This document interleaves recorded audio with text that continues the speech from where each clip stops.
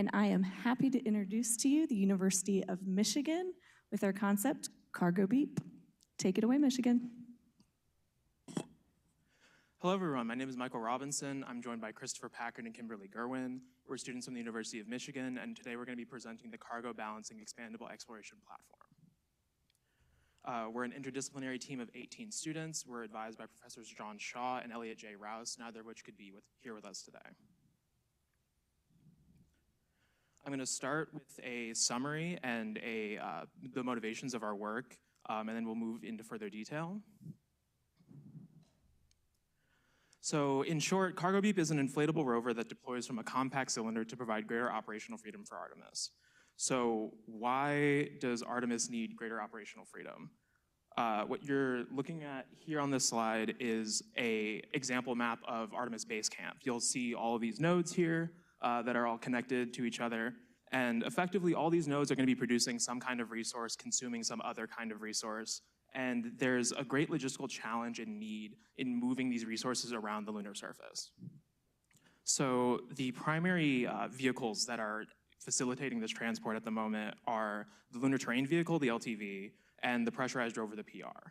Both of these are high endurance, high power dense, highly capable systems, and that kind of lies their difficulties. They're capable of everything, but that comes at a monetary and logistical cost.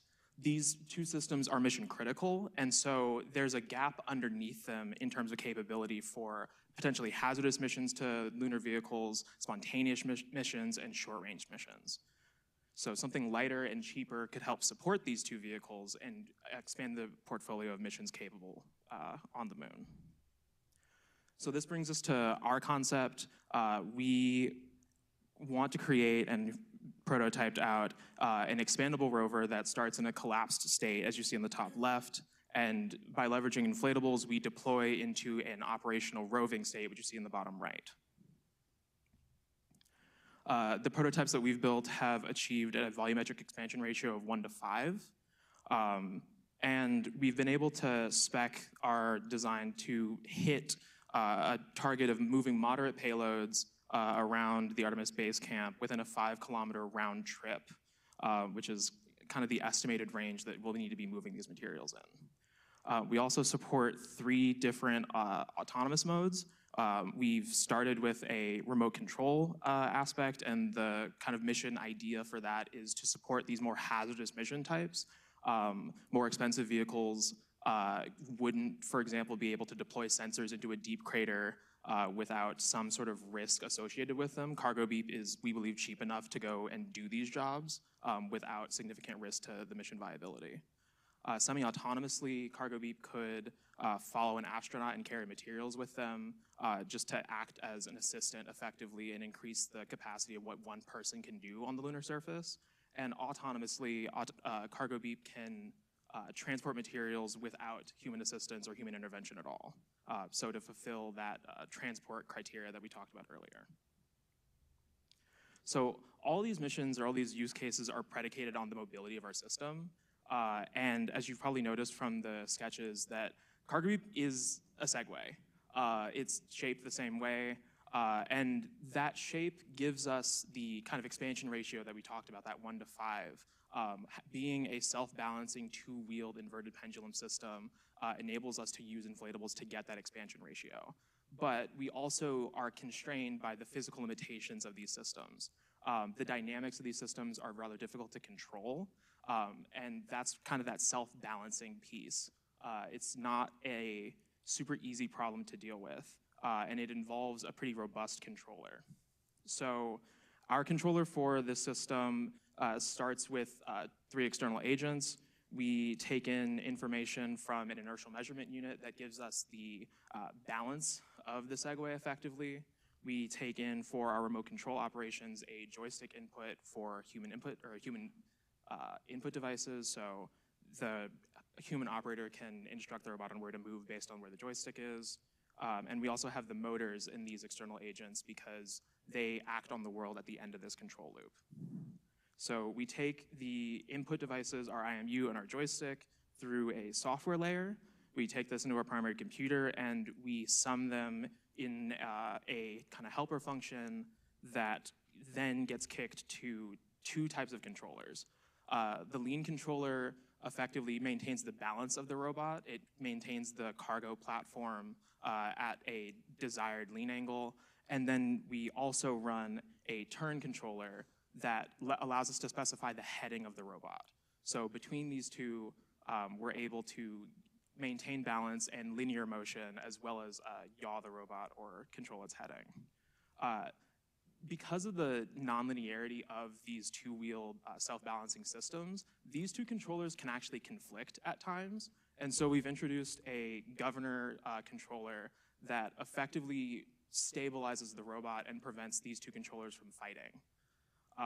The governor takes in the efforts from the two other controllers, saturates them, and sends out motor commands after the fact.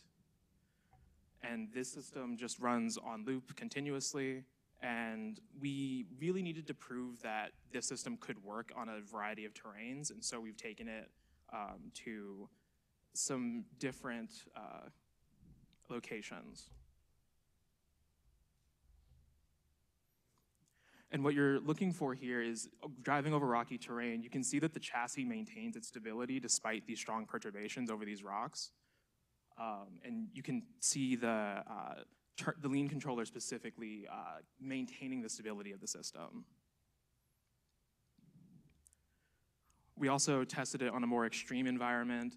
So you'll see these kind of undulating hills here, and the robot, again, throughout strong perturbations and even some impact, maintains its stability.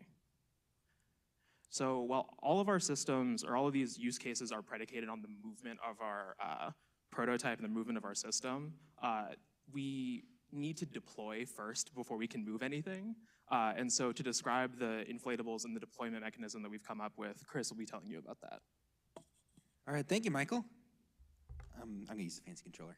I will be going over a general breakdown of our system and going in depth on the composition of our inflatables and describing the fill system of Cargo Beep. Here is a CAD model of our entire system. It demonstrates all the important components. Altogether, going from the outside in, we have each individual inflatable wheel, which expands from a small volume to a larger one. Each one of those is attached to a wheel hub, which is the central support structure of the wheel. And each wheel hub is situated around two electronics bays, or E-bays. These are essentially just little compartments that slot inside the wheel hubs that store all of the electronical components that operate Cargo Beep.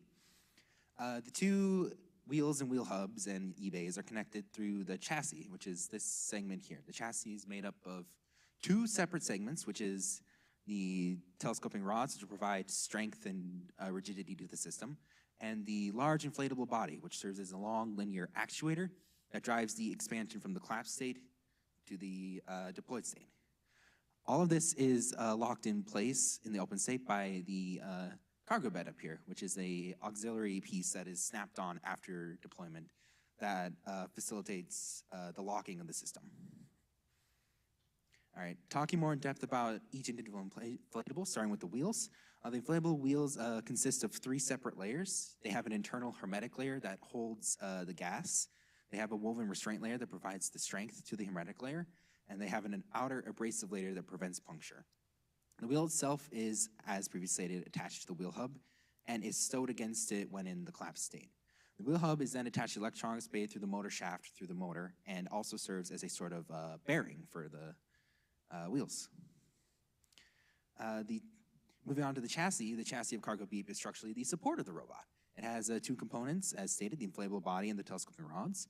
The rods consist of three sets of telescoping segments linked together via welded metal brackets. The rods provide strength to the system and provide resistance to the torsional loads Cargo Beep will experience during operation. The body consists of the same layers as the wheel, a hermetic layer, a restraint layer, and an abrasion layer. And the body collapses and extends to facilitate the expansion of the vehicle. And once in the expanded state, we have a cargo bed, which just consists of a simple metal frame with pins in the bottom and a metal plate. The metal plate will rest on the inflatable body, and the pins will insert into the rods, locking them in place. We plan for future prototypes to have internal locking mechanisms in the rods, and as that provides a better ease of use case, but it was out of the scope for the time we had. All right, so now talking about specifically our composition of the inflatables, going from the inside out, we have the hermetic layer first. For the hermetic layer of the wheels and the body, we originally chose polyurethane-coated nylon as our gas-holding material. However, due to manufacturing issues in-house with creating airtight seals with the PU nylon, we decided to switch to using polyethylene terephthalate, or PET. This material was very easy to seal and work with in our lab, and we had a lot on hand from our prior prototyping tests, so it was a suitable stand-in for the PU nylon for this full-scale prototype. And we sealed the hermetic layer PET in 2 distinct ways. The first way was a heat sealer. We had a handheld device that provided heat and pressure to crimp the edges together, performing an airtight seal. This for all fabric-to-fabric connections on Cargo Beep, we used heat sealing. And for metal-to-fabric connections, such as with our fill lines and our inlets, we used gaskets. These gaskets were made of PTFE Teflon tape.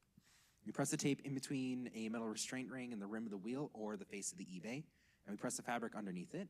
And this creates a seal that keeps the gas and pressure within the hermetic layer and allows us to add ports to vent the gas into our inflatables.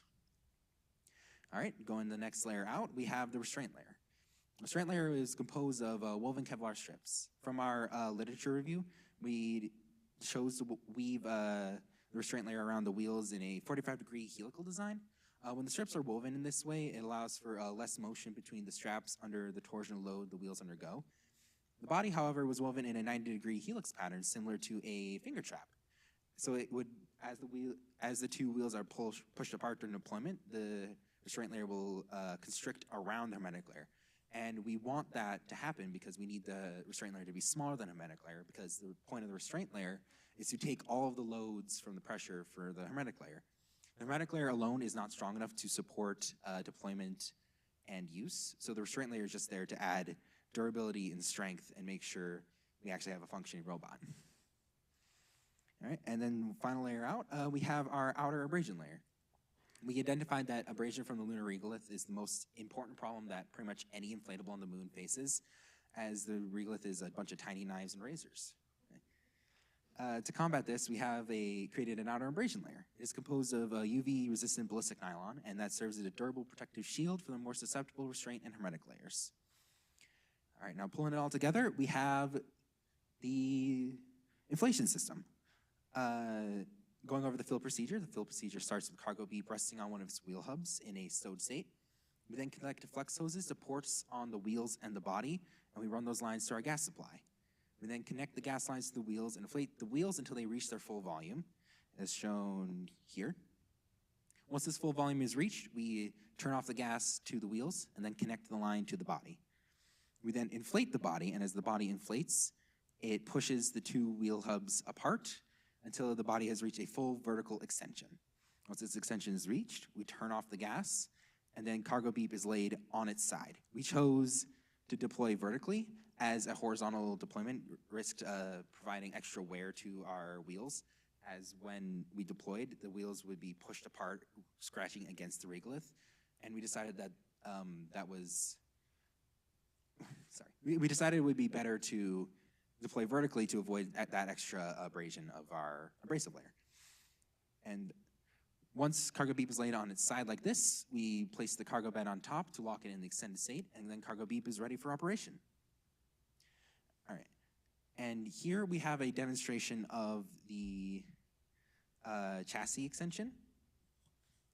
And you can watch as the gas is vented in, you can see the restraint layer starts to tighten and constrict as we reach our full height and extension.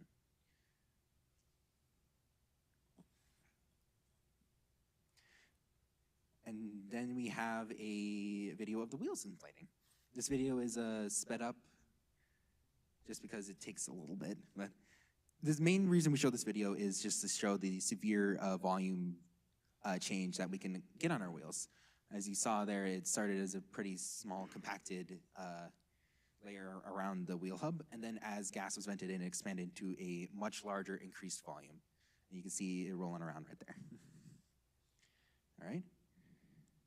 And to justify the materials we chose to use, I'm going to hand it off to Kimberly Gerwin. Thank you, Chris. So in this section, I will be talking about how we chose the materials that made up our inflatable portions that Chris just decided.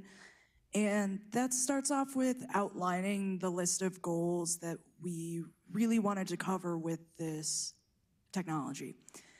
And that was we wanted it to be gas non-permeable, maintain pressure, control inflation and deflation, prevent temperature fluctuations, resist abrasion from lunar regolith, and resist degradation from UV radiation. And from our initial research, we kind of learned that there was not a great solution that covered every single thing in one go. So we really needed a multi-layer solution. That's why we have the multi-layers. We have a sort of composite makeup. And what we needed to do was identify what each of these different layers did and where we would put them out in our system. And so we went and we tried to consult with experts in the industry to explore what already existed. And the reason I show this pie chart is because you can see that about 10 to 15% of responses that we got back from the industry professionals. And from the information that we did receive, we realized we were gonna have to get creative. And so that led us to our initial prototyping. And initially we were hoping that if we were able to control the folding of the system, both the wheels or the inflatable body, then we would be able to control the ratio of the volume change. We attempted to simulate this via an origami simulator on 3D shapes, and we hoped that in simulating this, our packed to inflated dynamics would be reflected in our inflated back to packed states. Essentially, A to B should look like B to A in reverse. And we kind of really struggled to get these simulations to work. And so this is a video that shows the attempt that we tried to make in creating an inflatable that is pre-prepositioned to fold in this manner. And this shows actually a more passive test of our origami prototypes, in which we use less rigid constraints along the fabric material. The origami simulator we struggled with, so we tried to do it this way with physical prototyping. And what we really learned here was that reality is almost backwards from what we originally hypothesized. The more constraints we included in the motion, the larger our packed volume became. The smaller our ratio, and therefore, the smaller our ratio of expansion became. So we continued to focus with a passive expansion and left this out of the scope of our project. And so we continued down the vein of making physical prototypes by creating a prototype of the inflatable body with the PET that Chris mentioned earlier. And this proved to be an initial success. Heat sealing gave us a quick and reasonably accessible way of sealing these materials, and a lot of our team members were able to do this really easily. And we saw this hold pressure at this small scale. As we increased the scale, we kind of realized that there were a couple issues with heat sealing in this manner. The first was breakage along the heat seals due to increased temperatures. And the second was micro tears in the PET due to the metal brackets on the heat sealer. So this was a kind of very temperamental state of sealing our system. And so, but we were able to overcome this. We made some makeshift patches, and we made a couple different hermetic layers, and we were able to inflate our hermetic layer up to 20 PSI. What a makeshift solution like this tells us is that this is a pretty feasible way of making an inflatable like this. And using more sophisticated and metered methods, we would most likely alleviate a lot of the issues that we had along the way. And you'll notice in the second picture on the right here, the tautness of the Kevlar straps. And we chose to use Kevlar for a couple different reasons. In our proposal phase, we were under completely ideal circumstances, we would have used Vectran. It has a higher resistance to creep and a much stronger tensile strength. But in the material samples we received of both, The similarity, the similarity of these two liquid crystal polymers and the low pressure load of Cargo Beep's wheels meant that we didn't see a justification for using the more expensive of the two for our prototyping purposes. Same weave, same size, twice the cost. And so we took these Kevlar straps and we wove them into the patterns that Chris mentioned earlier, and we attached them to the metal assemblies using a clevis roller-inspired clamp design. We made this out of 2mm wire and wire clamps that we then just screwed into place, and this allowed us the benefit of being able to weave our restraint layer on a 3D scaffold and then transplant it onto the actual prototype assembly of our hermetic layer. And so that gave us an overall good method for creating this restraint layer. When we go outside of the restraint layer, we weren't sure if we were gonna need a thermal insulation layer for our inflatables. If we did, it would most likely be present outside of the restraint layer and inside of the abrasion layer. In thermal calculations, we determined that we would not need it because we would never see a high enough pressure differential that would make driving on these wheels an issue. We wouldn't be reaching a final temperature that would make the materials of our wheels susceptible to breaking. And so in such places as the eBay, however, we did highlight a necessity of needing some sort of thermal protection for the temperature sensitivity of the electronic components, but it was not necessary for the specific inflatables of our system. And so we move outside of that layer. We've got a hermetic layer and a restraint layer. And we realized that both Kevlar and Vectran were used in spacesuit materials. They were used in the Apollo missions, and then that information came back and determined that due to regolith, that these would both be highly abraded. And that's because the lunar regolith is incredibly abrasive. It has large variations of particle size from micron diameter size particles to pebbles and rocks that remain jagged due to no weathering from a non-existent atmosphere. Penetration from regolith in our system between the layers and from the similar paper meant that the layer below it is now entirely compromised by the regolith. And we worried about this as well because we're playing with Newton's third laws. We're gonna be driving on the lunar regolith, and scraping our materials against that was definitely a worry of ours. And so we conducted puncture testing, and we tested a bunch of our candidate materials by puncturing them under load. We determined that the ballistic nylon, the third line down, was the hardest to puncture after the Vectran. This really justified the claims made by the manufacturer, who had already presented ballistic nylon as an abrasive resistant material. And so we chose it as a commercially available, cheaper material that we could get relatively quickly. And we got lucky using it too, because what we learned in consultations from University of Michigan faculty was that oftentimes the glossiness, the reflectivity, and the color of a fabric or of a material is what allows more protection from UV radiation. And so the ballistic nylon that we chose happened to have a PU coating. You can see it kind of made it glossy. So on this aspect, that would help. And so over the last 9 months, we were able to create and test 3 different prototypes for the subsystems of Cargo Beep. None of that would have been possible without the hard work of our teammates, the help of our faculty advisors, and this long list of people that helped us along the way. With that, I would like to open the floor to the rest of our team as we move into the Q&A portion of our presentation. Thank you.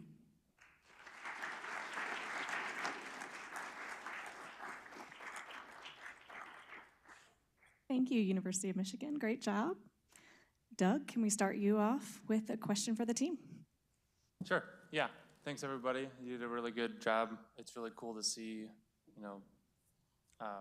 test articles, especially when you can build them and drive them around and things like that. So That's really cool. I want to talk a little bit about the restraint layer that you used for both the internal tube and the actual wheels. So you use these like the Kevlar webbing in both applications. And you've probably seen in the literature searches you've done, like we use that kind of webbing for large habitats all the time. But that's typically because the stress that we need in that material is usually high. It's a function of the diameter and the pressure that's internal. So I'm wondering if you did any stress analysis on either the tube or the wheel itself to know what kind of loads you were expecting in the actual restraint layer, and then whether or not that Kevlar provided that for you or was maybe oversized for your application. Yes, so that's a good point. The Kevlar and the Vectran are both well over what would actually be required for most circumstances. There are a few reasons that we chose Kevlar and, well, initially Vectran. Part of it was creep and long duration ability to withstand loads. This thing is going to be on the moon and pressurized for a long time and undergoing pressure cycles. So we wanted to make sure the material we had very good creep resistance. And then the other reason was good resistance to tensile and shear loads that could come from any potential bending or pinching or impacts during the process of restoring, packing, or deploying it. And so, while yes, you're bringing up a really good point, Kevlar and Vectran are both well over the loads that we got from any preliminary analysis that we did. This 2 straps of Kevlar could pull my car. And we are not dealing with those sort of loads here. We chose it as a safe option, so we had a layer that would definitely work. And then we were going to push it to the limits and potentially consider lighter materials if it proved that this was way overkill. Thanks. Thank you. Yeah, so very creative idea, very innovative idea. Thank you very much. Could you speak about the cargo bed and how much weight, possibly your weight of the cargo your system can carry on the moon? I can go back to the slide real quick. The cargo bed it's pretty much, it serves as a locking mechanism and just an attach point for the cargo. It's pretty much, it rests on the body and uses the body partially as like a way to support the loads of the cargo. We also intended to have straps on the cargo bed that would allow you to just kind of like attach the cargo, just like place the cargo on top, pull the strap over, and then it would be good to go. The reason that is a CAD model right now there is we never actually had the time to build our fully assembled prototype, and we never have the time to build our fully assembled cargo bed. The 300 kilogram number comes from simulations with the CAD model on what the aluminum material we chose for our cargo bed could withstand. And that's like the upper limit of what we are able to move and carry with the cargo beep.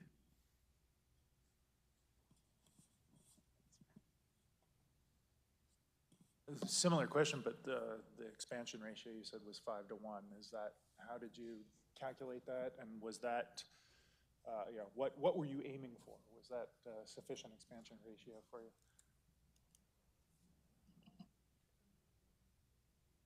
Yeah, so the expansion ratio from that was the result of the finalized CAD model for our prototype. So the prototype has a slightly different expansion ratio due to a minor mistake in how one of the wheel hubs was assembled that prevented it from expanding fully. As in terms of scalability, we had our initial results with a theoretical expansion ratio of 9 to 1 or similar. We had to scale our project down to fit in. We were originally planning on going into a small vacuum chamber in our university, and we had to scale our prototype down in order to fit in that, and therefore we had to decrease our expansion ratio. However, this should be very scalable. One of the nice things about inflatables is you can scale the volume with much less of an increase in weight than you can with a solid component. And so you could very easily increase the size of the wheels or the length of the body with very minimal increase in mass or collapsed volume of the system.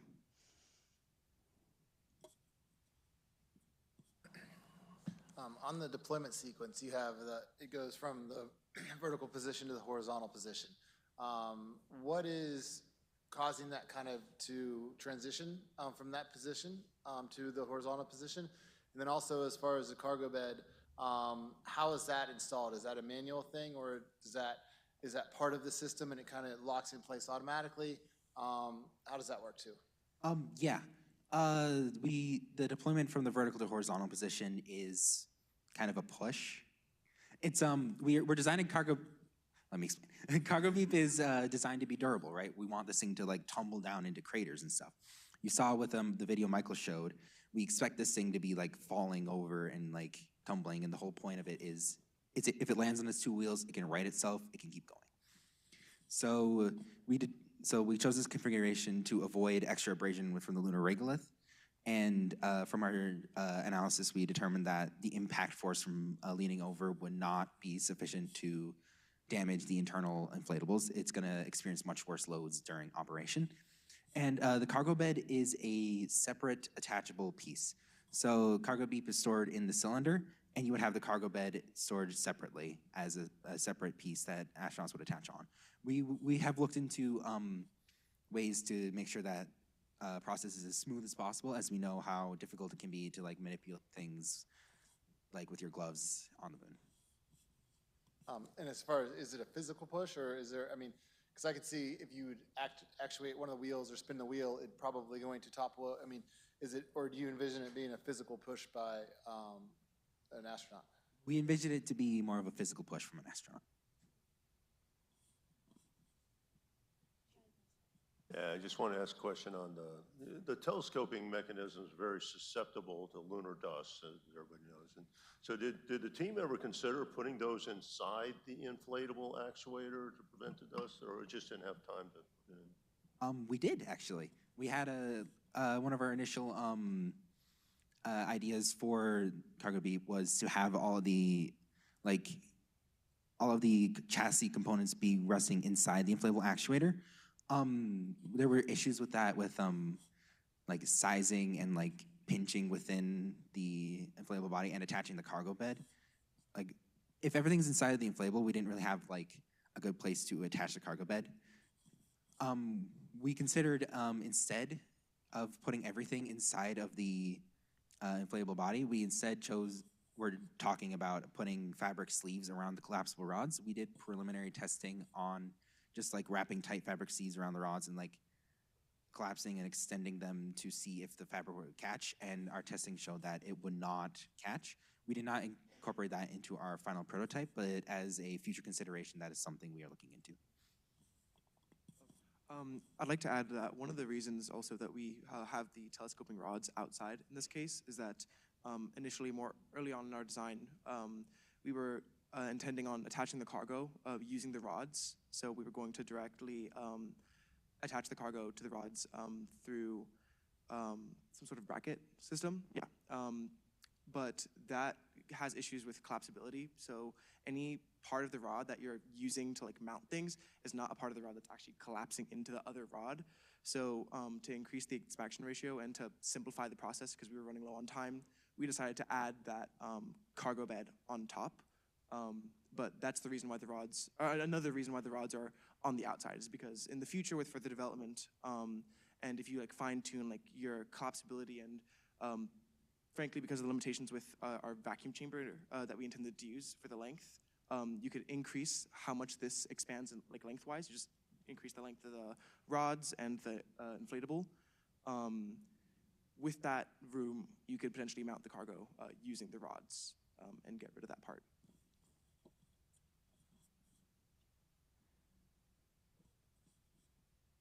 Okay, yeah.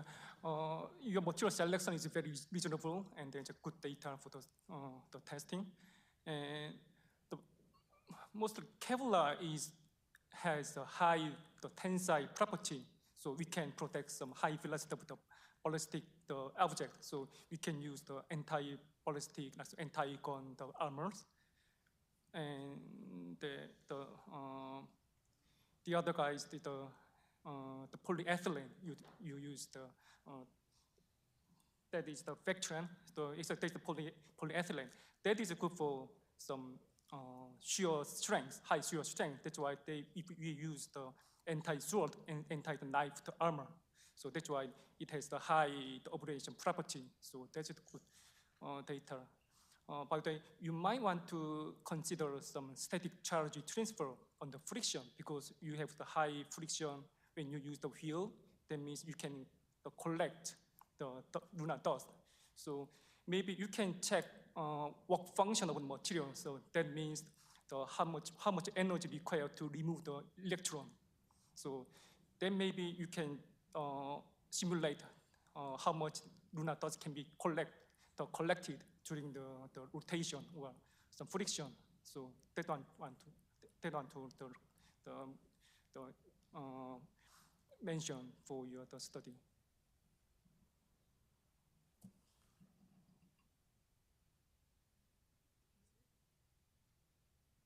I don't think that we necessarily took into account too much the electromagnetism element of the lunar regolith. So hearing that consideration, yeah, definitely is something that we need to look more into. Thank you for bringing that to our attention. Just a note on that too, our abrasive outer layer can be removed without too much difficulty. So if over the course of time, that part in particular got really, really bad due to abrasion or otherwise, it wouldn't be too difficult to take it into an airlock somewhere and replace it if it's accumulating way too much dust. I believe Shai at one point, we were looking at potentially including like some sort of electrical charge to repel dust, but that was well beyond the scope of our project or our time. Yeah, we were thinking of running like small wires, through, I think, was it the abrasion layer, so like small copper wires and just running a charge through that to repel the dust. But that was earlier on and we decided to not try to move forward with that because it complicated some of our other work. All right. So my question is kind of on the power usage and the balancing part of the design. So in the tech report, you had mentioned 300 kilograms was kind of a target for the cargo, and then 10-mile range. So did you guys do some analysis on like the power usage of that, and kind of in line with that, one of the considerations, I don't know if you guys considered, you talked about 3 to 5 hours of idling where the astronauts might be standing there collecting samples or something, and it's just it has to have its power on the whole time essentially, right? Because it's balancing. And whether you guys looked at anything, like a kickstand or something just to hold it in place for that period. So we did some calculations on how long our batteries would run. We did power calculations based on like the idle time, the power consumption, and then we also did calculations for the max continuous time. We used that as our worst case assumption. And yeah, based on that is how we got the 10 miles calculations. We also noted from the controls prototype that the current and force required to idle the robot and just maintain its own stability while it's not in motion is pretty negligible, which is why we were pretty confident in our idle calculations. Yeah, I guess the question would be, once you have 300 kilograms of rock sitting on top of it and it's sloshing. So the system is responsive enough, at least in the testing that we've done, that we're not, worried about necessarily the idle state being too current intensive. But the way that the kinematics work, the farther you get from that balanced state, the more force you need to add to correct for it. Right. But our control loop runs fast enough that it shouldn't build that quickly to the point that you have to step in with a large input, if that makes sense.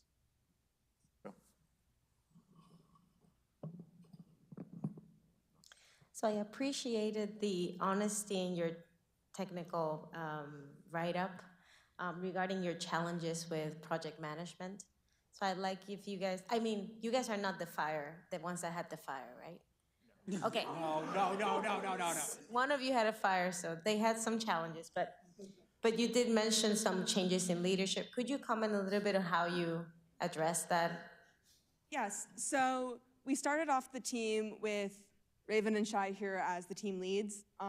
However, when it was approaching summer, they both had internships, so they were not able to fully commit to it.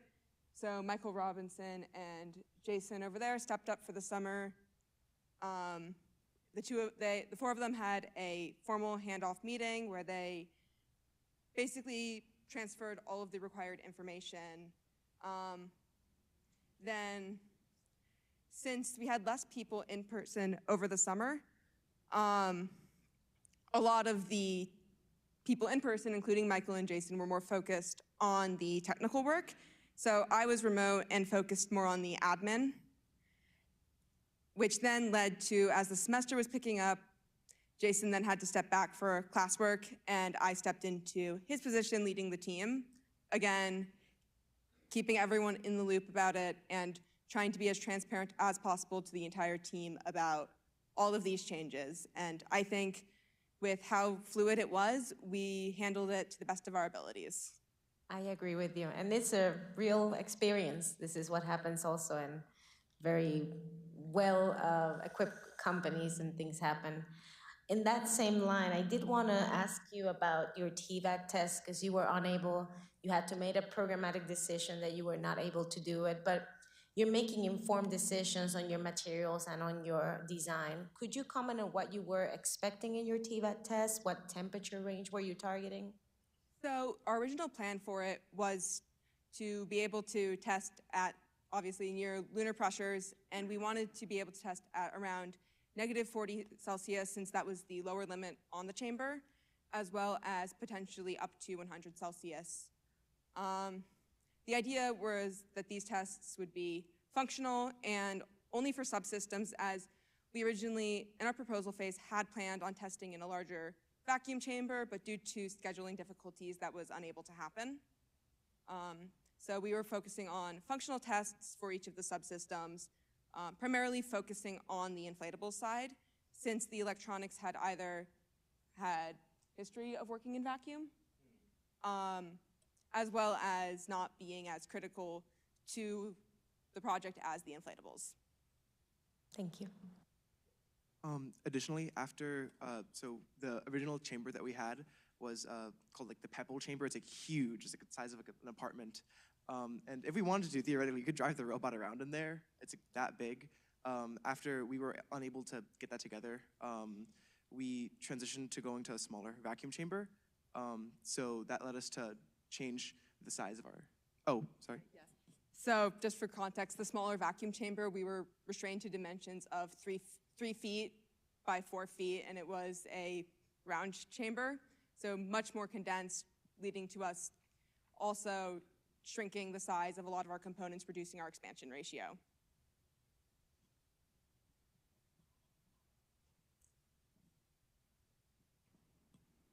I saw you put in the latest NASA needs and mobility needs and goals reference in there. I think I saw one other team did that, and that came out recently. So it didn't drive your system, your performance requirements. Like Tom mentioned, you had 300 kilograms and 10 kilometers, so that helped drive your overall design. But some of the things like on the lunar surface now, it's going to change a lot of things. Your CG offset's going to have to be greater, your velocity is going to come down. The bounciness going over some of these objects that you show, that'll probably put airborne. So can you guys get some thoughts on what has to change for Lunar G and how you would adjust your control system and design for that? So the control algorithm that we kind of showed you all was the remote control component. In order to create these semi-autonomous and autonomous modes, we would need additional sensors. Primarily, we purchased a RGBD or an RGBD depth camera. And with that depth information, you can kind of read how close things are to the robot. So for example, if we're encountering rocky terrain, you can see it coming, you can slow the robot down, try to traverse over it, or make the determination that that's untraversable terrain and try to navigate around. I think for more of the gravity related stuff, I think, Yeah, so to talk about a few other things with the software without going too into the weeds, we use a software called ROS to do a lot of our controls. And the great thing about ROS is it has a companion simulation software called Gazebo.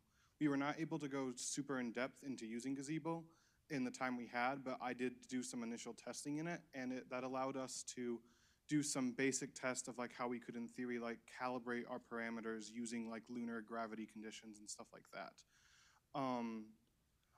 Also, in our experience, the control system is pretty stable under even fail conditions. We had one of our inflatable wheels in the controls prototype just break and absolutely deflate, and it was able to maintain its balance even if one of the wheels having no air in it anymore.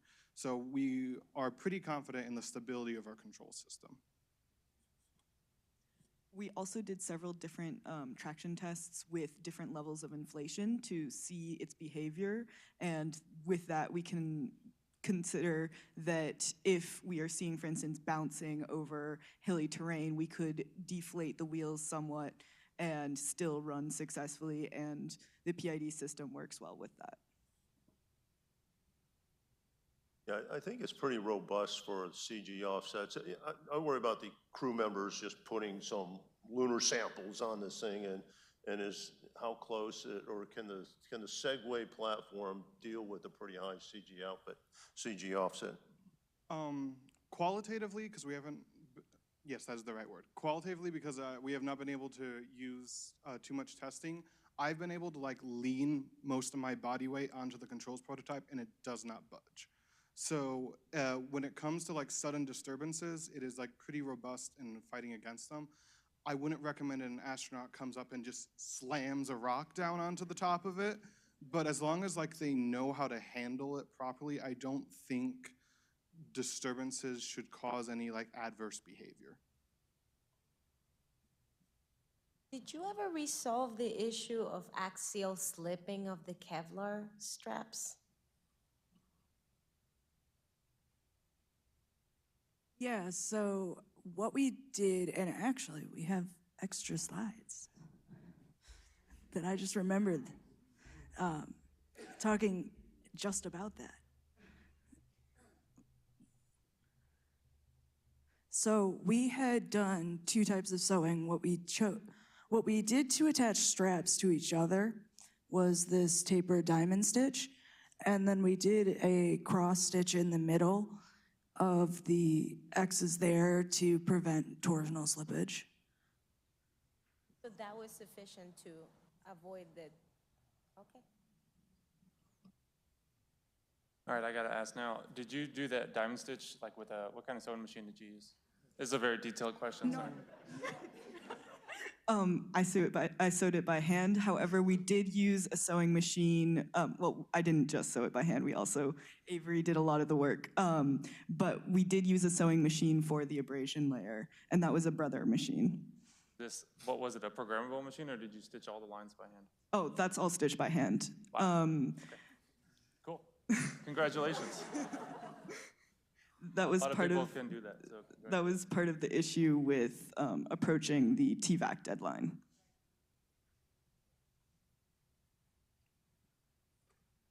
I have a question on the inflatable actuator for telescoping out.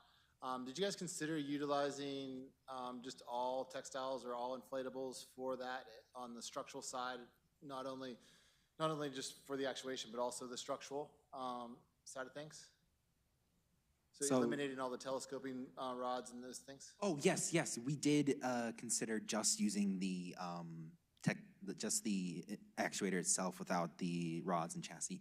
That brings up a flexing issue, because we experienced there's some flex with the system, and if the system is required to carry weight, and if that weight's resting right on the inflatable body, that provides issues with the controls, because it gets extra instability in there. And the control system is pretty robust, but that's just extra worry we don't want to have on that. And the rods themselves also prevent flexing. How do I describe this? It prevents the wheels from flexing too far away. Like an internal bend. It's pretty much the rods prevent the body from bending in a way that would mess up the control system, is the gist of that. So just kind of adding to that, inflatable beams don't do as well against twisting as they do against axial loads. And so in order to prevent twisting that would complicate the control systems, we need at least the rods. However, the inflatable body does carry all cargo load. So the cargo bed itself rests upon the inflatable body and acts as a flat surface for mounting things to, but it is tensioned against the inflatable body by Kevlar straps, and so it is actually carrying the load itself, and that's how we're able to hold a decent weight with a very thin layer of metal. Out of time. Thank you, University of Michigan. Great job.